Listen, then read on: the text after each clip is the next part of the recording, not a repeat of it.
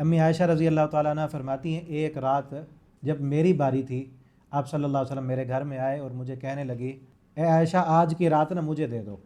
فَأَعْبُدُ لِرَبِّي، میں آج کی رات اپنے رب کی عبادت کرنا چاہتا ہوں۔ امی عائشہ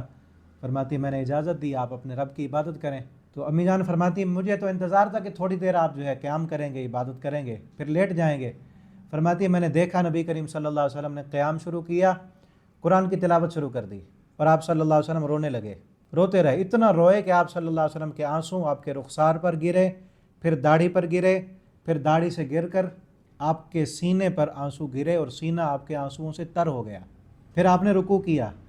رکوع بھی لمبا کیا۔ میں نے دیکھا جب آپ نے رکوع کیا تو رکوع میں بھی آپ کے آنسو گر رہے تھے، رکوع سے کھڑے ہوئے تو پھر بھی رو رہے تھے۔ پھر سجدہ کیا، امی جان فرماتی ہے میں آپ کی آنکھوں کو دیکھ رہی تھی، پھر سجدے میں آپ کی آنکھوں سے آنسو بہہ رہے تھے اور آپ صلی اللہ علیہ وسلم جو ہے سجدے کی حالت میں رو رہے تھے اور آنسو چٹائی پر گر رہے تھے، اور اسی طرح پوری رات سجدے میں روئے، پھر کھڑے ہو کر قیام، لمبا قیام، پھر رو رہے ہیں،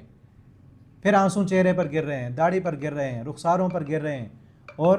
نیچے چٹائی پہ جا رہے ہیں۔ اور آپ صلی اللہ علیہ وسلم نے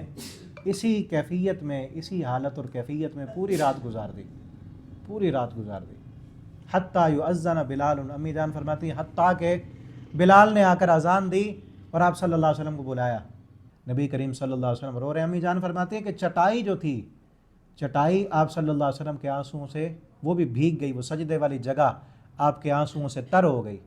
بلال آئے، انہوں نے اذان دی اور آپ صلی اللہ علیہ وسلم، حجرہ قریب تھا نا، آپ صلی اللہ علیہ وسلم کو بلایا، انہوں نے بھی دیکھا کہ آپ صلی اللہ علیہ وسلم رو رہے ہیں۔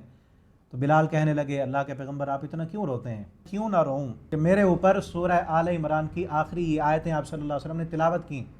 کہ میرے اوپر یہ آیتیں نازل ہو چکی ہیں، ان فی خلق السماوات والارض واختلاف اللیل والنہار لآیات لأولی الالباب الذین یذکرون اللہ قیاما وقعودا وعلی جنوبہم ویتفکرون فی خلق السماوات والارض ربنا ما خلقت ھذا باطلا سبحانک فقنا عذاب النار۔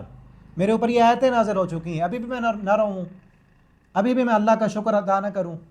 اور آپ صلی اللہ علیہ وسلم نے پھر آگے یہ فرمایا کہ اس بندے کے لیے ہلاکت ہے، اس بندے کے لیے ہلاکت ہے، وہ بندہ خائب و خاسر ہو گیا جس بندے پر یہ آیتیں نازل ہوئیں وہ ان آیتوں کو بھی پڑھ لیتا ہے، پھر بھی اللہ کے قرآن پر اور اللہ کی کائنات پر غور و فکر نہیں کرتا، اس بندے کے لیے ہلاکت اور خراب